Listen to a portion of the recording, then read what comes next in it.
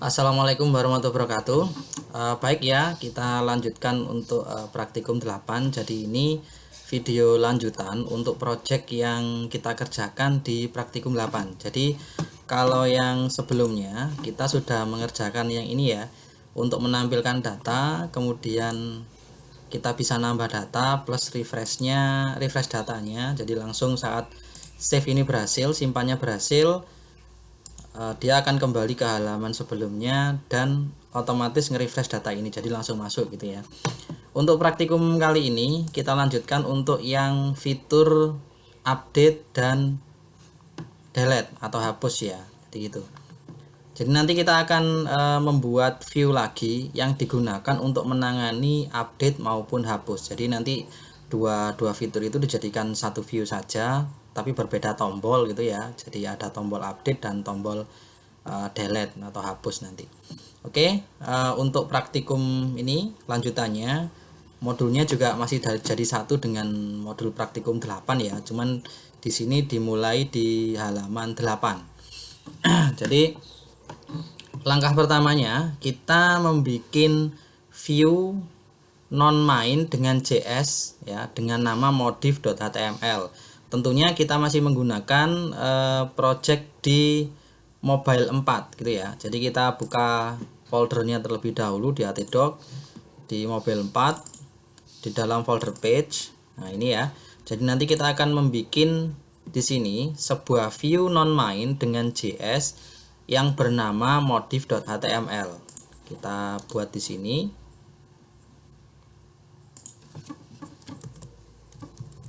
Modif.html ya, seperti ini. Kemudian kita buka menggunakan Visual Studio Code.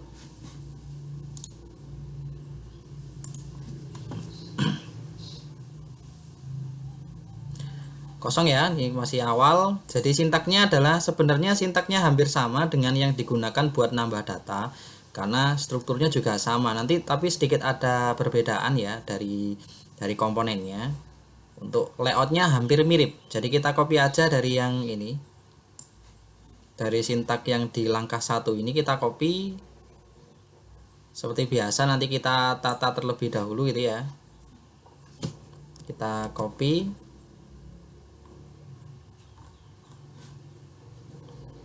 kita paste di sini. Nah, ini kita tata kayak biasa, seperti biasa kita tata dulu.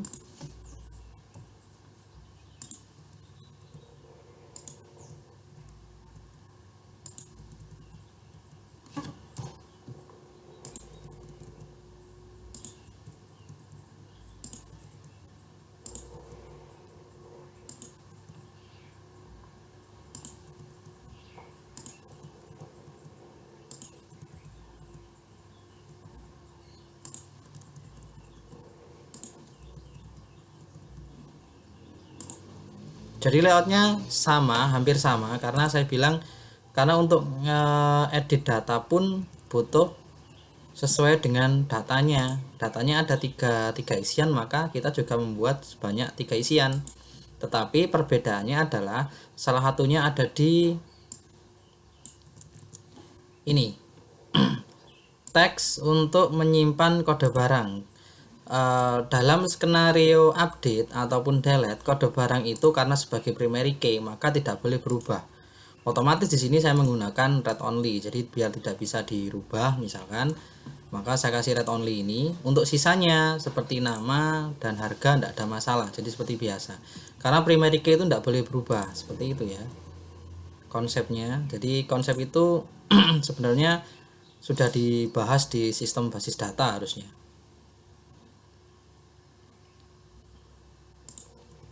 Saya teruskan, jadi saya edit dulu ini, saya tata terlebih dahulu.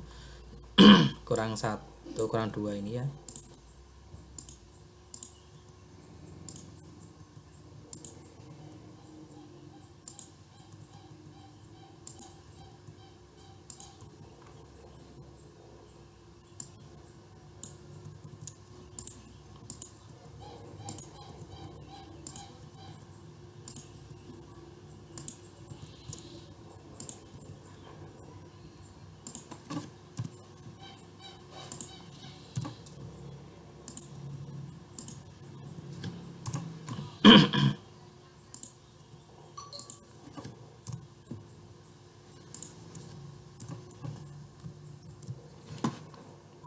Oke, udah siap ini ya, modif.html-nya udah saya tata. Jadi di sini yang ini seperti penjelasan saya bahwa yang primary key tidak boleh berubah, otomatis input tipe teks untuk kode barang read only di sini.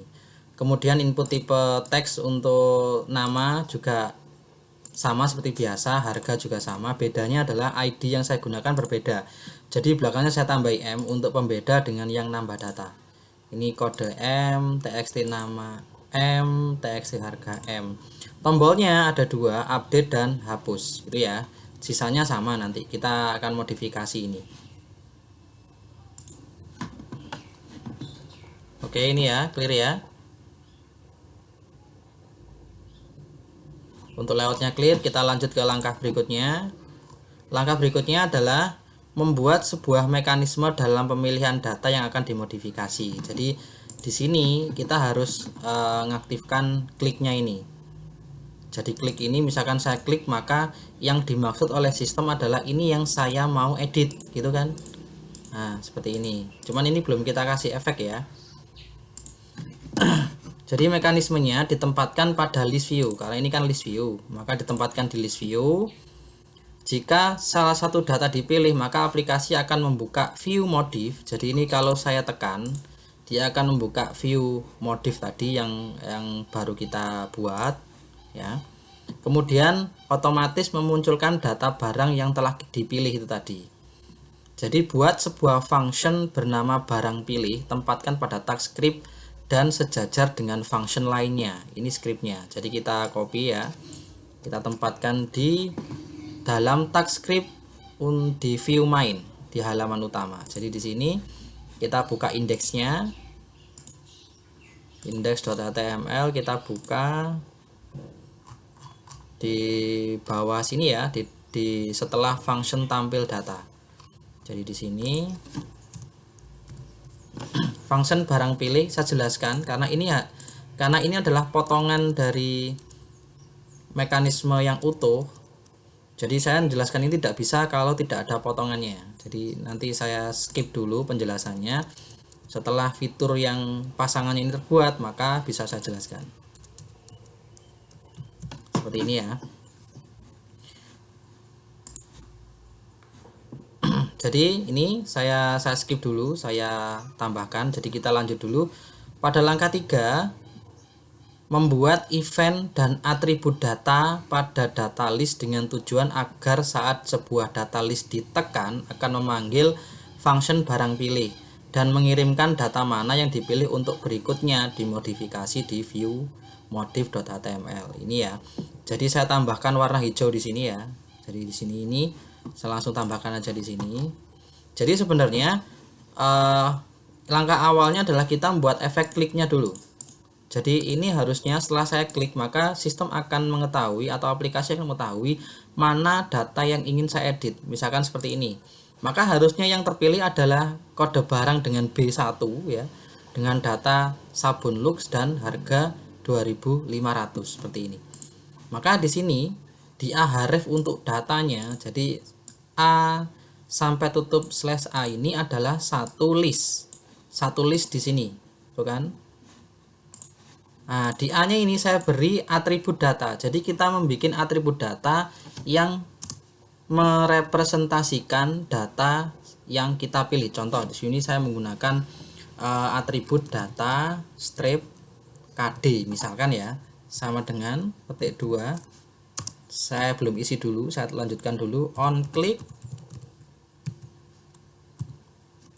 kliknya kemana? Barang pilih ini tadi ya, barang pilih this. Nah ini nanti penjelasannya. Data KD diisi dari apa? Dari ini, kode barang. Jadi gini. Nah saya jelaskan potongan ini. Jadi setelah ahref ini tekan, jadi artinya satu data ini tekan, misalkan ya, maka on click ini yang berjalan barang pilih. Jadi dia akan memanggil function barang pilih di sini. This artinya adalah dia membawa atribut apa aja yang ada di dalam ahref. Ini salah satunya. Nah, data strip KD ini adalah salah satu atribut milik href yang mengandung kode dari barangnya. Otomatis di sini kode barang akan dikirimkan ke barang pilih melalui apa? Melalui variabel L di sini. Ya, karena this ini diterima oleh L. Ya.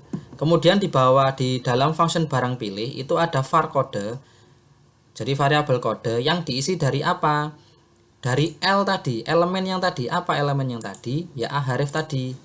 Titik data. Buka kurung KD. Jadi yang dimaksud adalah mengambil atribut dari objek HTML yang sudah dikirimkan ke barang pilih. Tapi atribut apa yang diambil? Data strip KD. Jadi cara nulisnya seperti ini. Jadi KD di sini ini berasal dari sini. Nah, ini. Data strip KD akan dibaca menggunakan jQuery data buka kurung petik 2 KD seperti ini. Maka kode ini yang ada di href ini akan sampai di sini. Nah, itu caranya. Kemudian script berikutnya session storage. Jadi saya membuat sebuah session ya, variabel session dengan nama brg yang nilainya diisi dari kode ini. Ya. Kemudian sintak berikutnya app.views.main.router.navigate. Ini digunakan untuk membuka view. View apa? View dengan nama routing modif data. Nah, routing dengan nama ini kita belum membuat karena kita belum edit untuk root.js-nya. Jadi ini sudah kita siapkan terlebih dahulu bahwa kalau saya tekan ahref, salah satu ahref di list ini misalkan ya, maka dia akan mengakses function ini atau menjalankan function ini yang di dalamnya ada ini app.view.main.router.navigate. Jadi membuka view dengan nama routing modif data. Oke, seperti itu ya. Jadi kita lanjut ke langkah berikutnya. Ini sudah langkah 4. Mengatur routing untuk view modif.html. Tambahkan sintak yang berwarna hijau pada root.js. Nah, ini adalah pengaturan routing untuk file atau view modif.html. Kita copy ya, kita buka root.js-nya terlebih dahulu. Kita tambahkan di bawahnya tambah data di sini. Nah, seperti ini. Jadi sudah ada nama routing dengan nama modif data yang diarahkan ke file view namanya modif.html di sini. Oke, lanjut. Sampai langkah nomor 4 di atas, saat sebuah data ditekan, maka aplikasi akan mengakses atau membuka view modif.html ya. Akan tetapi data yang dipilih belum muncul pada isian form. Nah, kita buktikan dulu. Kita refresh ya. Kita tekan ini dulu ya. Misalkan saya pilih Websoden. Nah, dia buka modifikasi data, tapi masalahnya adalah data yang kita pilih belum masuk ke masing-masing isian form ini. Seperti itu ya. Kita lanjut. Langkah berikutnya adalah memunculkan data yang telah dipilih saat kita tekan salah satu data pada list view seperti tadi ya. Buat sebuah block function bernama page init di dalam block on. Nah, ini seperti yang sudah pernah saya jelaskan sebelumnya, apapun yang di dalam on adalah langsung dijalankan tanpa kita akses gitu ya. Jadi di dalam block on ini pasti langsung dijalankan. Jadi ini ya, page init kita masukkan dalam block on di view modif.html. Kita copy ini.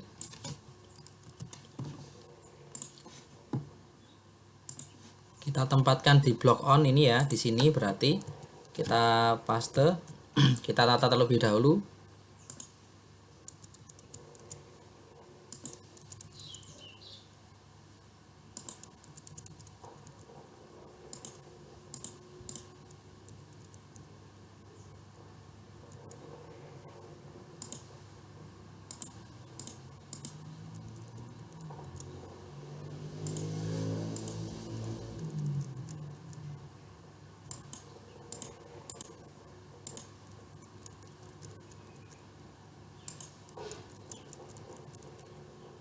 Kita tata terlebih dahulu ya, karena ini agak banyak.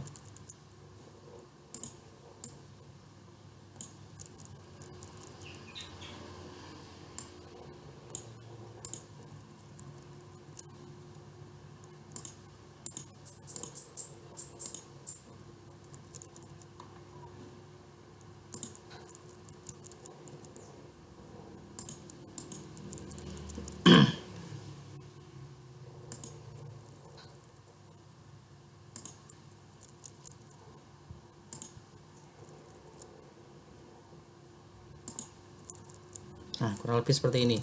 Jadi di dalam page ini itu saya jelaskan per satu sintaknya ya. Jadi di sini saya mempunyai sebuah variabel yang bernama kode pilih. Diisi dari apa? Dari session storage dengan nama brg. Jadi berdasarkan yang indeks ini, kalau saya tekan, dia akan memanggil function barang pilih, dan di dalam barang pilih itu saya membuat sebuah session dengan nama brg yang diisi dari kode barang. Jadi session brg ini membawa kode barang apa yang saya pilih. Nah, sampai di view modif.html ini, session brg saya baca dan isinya saya taruh di variabel yang namanya kode pilih. Kemudian saya menggunakan ini db.transaction ya untuk eksekusi SQL ya. Di sini select bintang from barang where kode barang sama dengan tanda tanya. Kita menggunakan string format ya, seperti penjelasan di video sebelumnya. Jadi di sini tanda tanyanya dipilih dengan kode pilih. Jadi maksudnya where kode barang sesuai dengan kode barang yang saya simpan di session, seperti itu. Kemudian ini juga sama, result, jadi dia looping untuk memunculkan datanya ya, seperti penjelasan di video sebelumnya sama. Cuman bedanya di sini adalah dia tidak dimunculkan berupa list, tetapi contoh seperti ini. Jadi kode diambil dari result.row.item ke berapa, loopingan ke berapa, dot kode barang. Disimpan ke dalam variabel bernama kode. Variabel kode ini diisikan ke objek HTML yang ber-ID txt kode M. Jadi nanti hasil looping atau hasil pembacaan dari data dengan SQL where kode barang sekian itu akan dimasukkan ke masing-masing objek HTML. Jadi ini masuk masing-masing teksnya di atas itu ya.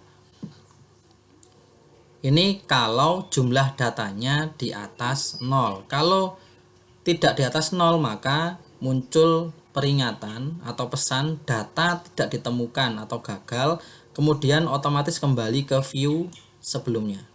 Nah, ini ya di sini. Jadi mekanismenya hampir sama kayak memunculkan data di indeks pada video sebelumnya, hanya dimodifikasi bagian tertentu saja biar sesuai dengan yang ada di formnya ya, karena ini konsepnya adalah update data gitu ya. Oke, next kita lanjut. Jadi sampai langkah nomor itu tadi 5, maka aplikasi jika dijalankan itu saat kita milih data di index.html ya atau di halaman utama, maka data itu akan muncul di modif, tetapi belum bisa kita update karena kita belum membuat function untuk update datanya. Kita coba terlebih dahulu ya, seperti ini. Kemudian saya coba tekan Websodin misalkan, maka Websodin sudah muncul, kode barang masuk di teksnya, isiannya, nama barang juga sama. Kemudian ini ada harganya juga, cuman update-nya belum jalan dan hapusnya juga belum jalan. Kita lanjut ke proses itu tadi. Jadi untuk update data seperti ini ya, pada langkah 6 itu sebenarnya hampir sama seperti nambah data. Bedanya adalah pada SQL-nya saja. Kalau tambah data adalah insert into, tapi kalau update adalah update barang. Jadi update tabelnya namanya apa, seperti ini ya. Kita copy aja dulu, kita tempatkan di dalam metode ini ya, karena dia terbentuk karena dia method function, maka diletakkan di method.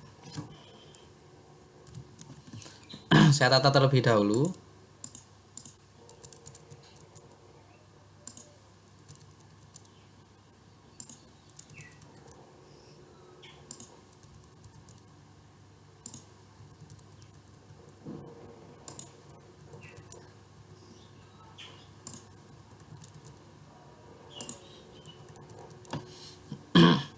Jadi konsepnya sama seperti nambah, hanya beda SQL-nya saja. Untuk setelah berhasil diupdate atau gimana, maka dia juga sama, dia harus merefresh data yang ada di halaman utama di view main. Seperti ini, bisa dilihat, bisa dianalisis. Konsepnya sebenarnya sama. Jadi penjelasan juga sama, hanya bedanya SQL-nya saja.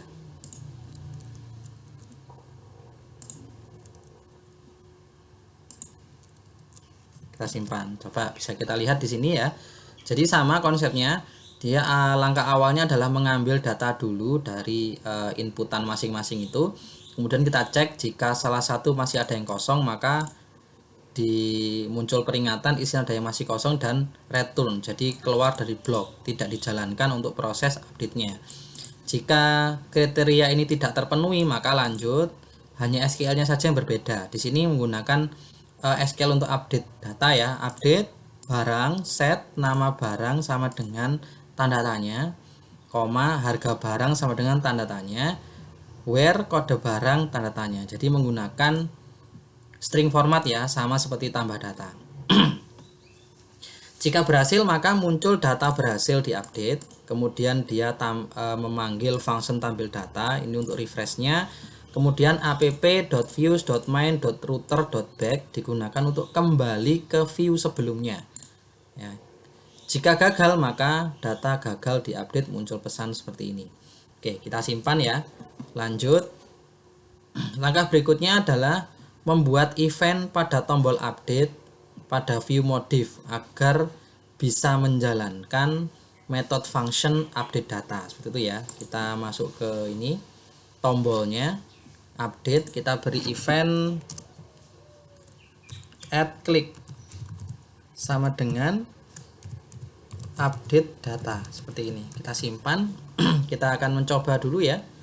Kita akan coba, kita refresh. Misal data Pepsodent saya hapus, bukan saya hapus, saya edit, saya update, namanya saya ganti Pepsodent Herbal dengan harga 8.500 misal ya. Ini saya tekan, ini saya beri tambahan, ini 8.500 misal, update, berhasil, data berhasil diupdate, berubah Pepsodent Herbal dan harga 8.500. Oke, udah berhasil ya. Jadi untuk update-nya udah berhasil. Kita bisa langsung ke langkah berikutnya untuk delete atau untuk hapus data. Jadi konsepnya saat saya tekan data ini misal, maka hapus ini tinggal hapus saja. Cuman saat proses hapus kita harus dimintai persetujuan dulu. Jadi apakah ya Anda yakin ingin menghapus? Jadi semacam konfirmasi ya. Tuh. Jadi kita bikin fungsinya seperti ini. Nah, ini pada langkah nomor 8 ini ya. Jadi tapi nanti jangan lupa karena kita menambah method function lagi di dalam blok method, maka yang harus kita perhatikan adalah koma. Koma dari setiap method function. Oke ya. Jadi ini kita copy dulu method function delete data, kita copy. Kita paste di dalam blok method. Karena update data sudah tidak menjadi method function terakhir, maka setelah tutup update data ini kita beri koma. Karena bawahnya akan ada method function lagi. Paste seperti ini. Nah, ini kita tata terlebih dahulu ya.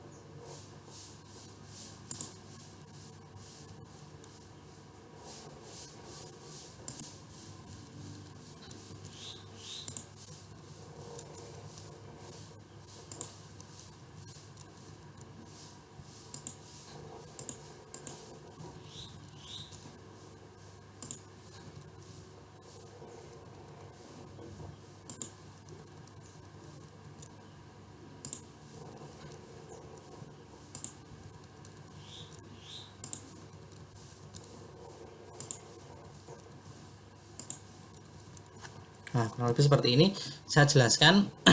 Jadi saat proses delete data itu kita hanya butuh primary key saja. Jadi yang saya baca hanya kode barangnya saja, nama dan harga tidak penting karena akan dihapus. Jadi yang dibutuhkan adalah primary key-nya saja. Kemudian dicek apakah kode barangnya masih kosong. Kalau masih kosong maka hapusnya gagal gitu ya, seperti konsep tadi form validation-nya. Kemudian di sini ada konfirmasi lah. Ini mungkin sintak yang kita baru buat sekarang, baru muncul di praktikum 8 ini. Jadi ada app.dialog.alert digunakan untuk memunculkan pesan, tetapi ada juga app.dialog.confirm. Di situ ada 4 parameter sebenarnya. Jadi parameter pertama ini itu berisi isi pesannya apa. Kemudian parameter kedua isi judul pesannya apa. Parameter ketiga adalah sebuah function yang dijalankan ketika saya nekan OK. Kemudian parameter keempat, di sini saya tidak beri ya, sebenarnya hanya harusnya di sini, misalkan seperti ini. Function ini ya, function seperti ini dan seperti ini harusnya. Nah, parameter keempat ini adalah digunakan jika saya nekan cancel ya, karena saya tidak ingin cancel itu tidak berefek apa-apa, maka ini bisa saya hapus sebenarnya. Bisa saya hapus seperti ini. Nah, seperti ini. Jadi saya hanya menggunakan 3 parameter ya. Untuk parameter yang ketiga ini, jadi jika saya nekan OK maka akan dijalankan pada parameter ketiga. Di parameter ketiga seperti biasa saya menggunakan db.transaction karena saya mengeksekusi sintak SQL ya. Delete from barang where kode barang menggunakan string format seperti ini. Kodenya dari yang atas ini. Jika berhasil maka muncul pesan berhasil. Kemudian pakai tampil data juga, mengakses atau memanggil function tampil data seperti ini, seperti biasa. Kemudian app.views.main.router.back, jadi kembali ke halaman sebelumnya atau view sebelumnya. Kalau gagal muncul pesan gagal seperti ini. Oke ya. Kemudian langkah berikutnya kita membuat event untuk memanggil method function delete data gitu ya. Jadi di sini di tombol yang ini kita beri add click seperti biasa, add click delete data seperti ini, simpan. Kita akan mencoba ya. Kita refresh dulu. Nah, saya akan mencoba untuk menghapus yang ini, sabun look aja ya. Saya tekan, kemudian saya hapus. Hapus data. Anda yakin ingin menghapus data ini? Oke. Data berhasil dihapus, hilang, otomatis refresh ya. Oke, untuk praktikum lanjutan kali ini kita sudah bisa berhasil untuk membuat fitur update data maupun hapus data. Nanti silakan bisa dikembangkan sendiri sesuai dengan ide masing-masing ya. Tapi di sini kita proses create, read, update, delete-nya pada database lokal yaitu WebSQL. Nanti akan dibahas di praktikum berikutnya. Jadi gimana nanti kita bisa konsep create, read, update, delete juga, tapi pada database server yang berbasis jaringan. Nah, seperti itu ya. Oke, mungkin cukup sekian untuk praktikum kali ini. Praktikum lanjutan kali ini kita sudah bisa membuat seluruh fiturnya lengkap. Jika ada yang mau ditanyakan, silakan tanya di grup perkuliahan seperti biasa. Oke, saya akhiri. Wassalamualaikum warahmatullahi wabarakatuh.